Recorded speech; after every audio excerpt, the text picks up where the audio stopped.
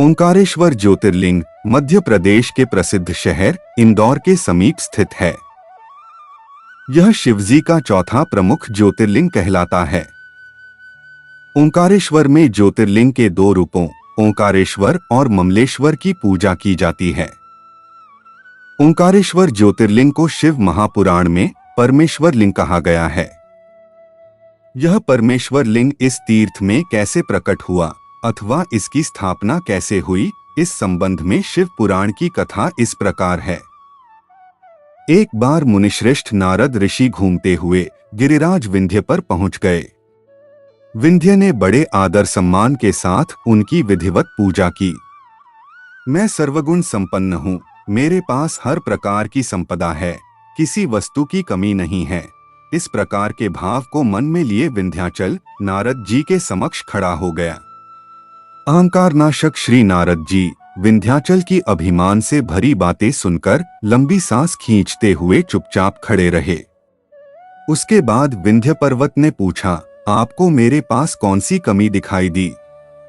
आपने किस कमी को देखकर लंबी सांस खींची?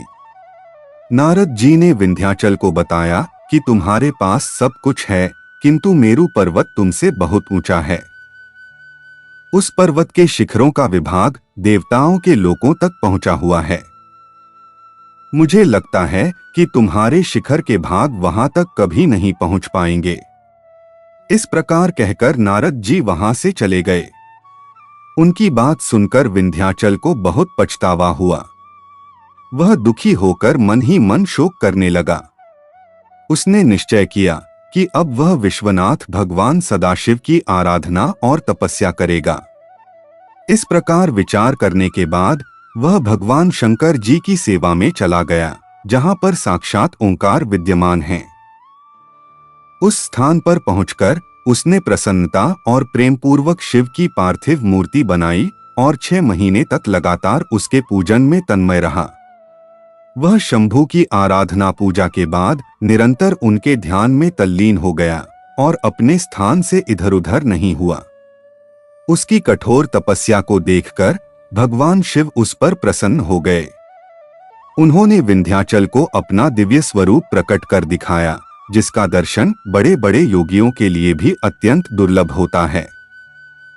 सदाशिव भगवान प्रसन्नतापूर्वक विंध्याचल से बोले, विंध्य, मैं तुम पर बहुत प्रसन्न हूं। मैं अपने भक्तों को उनका अभीष्ट वर प्रदान करता हूं, इसलिए तुम वर मांगो। विंध्य ने कहा, देवेश्वर महेश, यदि आप मुझ पर प्रसन्न हैं तो भक्त वत्सल, हमारे कार्य की सिद्धि करने वाली वह अभीष्ट बुद्धि हमें प्रदान करें। विंध्य पर्वत की याचना को पूरा करते हुए भगवान शिव ने उससे कहा कि पर्वतराज, मैं तुम्हें वह उत्तम वर प्रदान करता हूं। तुम जिस प्रकार का काम करना चाहो वैसा कर सकते हो, मेरा आशीर्वाद तुम्हारे साथ है। भगवान शिव ने जब विंध्य को उत्तम वर दे दिया, उसी समय देवगण तथा शुद्ध बुद्धि और निर्मल चित्त वाले कुछ ऋषिगण भी वहां आ गए।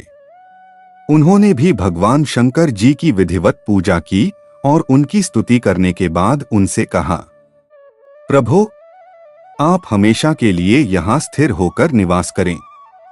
देवताओं की बात से महेश्वर भगवान शिव को बड़ी प्रसन्नता हुई।